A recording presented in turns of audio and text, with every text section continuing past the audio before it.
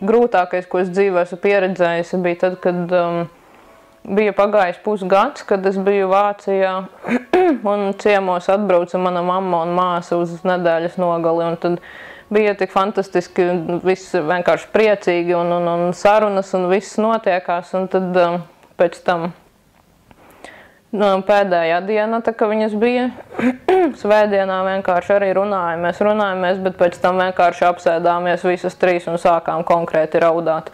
Un tad bija ļoti grūti, jo es arī nezināju, kad es braukšu atpakaļ.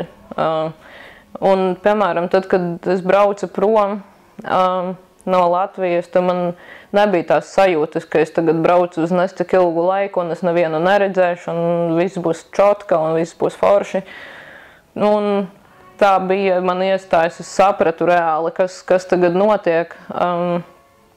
Tajā vakarā, kad tagad ģimene man brauc prom, un es nezinu, kad es viņus redzēšu, un lai gan mēs tur skaipojām un rakstījāmies ēpasti, viss sarunas notika, bet es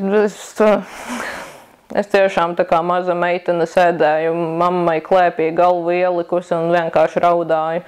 Un tas bija nenormāli smagi, jo vēl papildus vislabākais bija tas, ka mūsu skolā tieši tajā brīdī bija tēma par lidmašīnām un aizbraukšanām un visādām lietām. Un katru reizi, kad kāds ar to vārdu saistīts parādījās, uzreiz sāku histēriski raudāt. Un tad es vienkārši nevarēju savākties pāris dienas. Bet, jā, un tad vienkārši tad bija pilnīgs breakdowns, ka es nevarēju normāli ne pastrādāt, pamācīties, pagulēt, neko.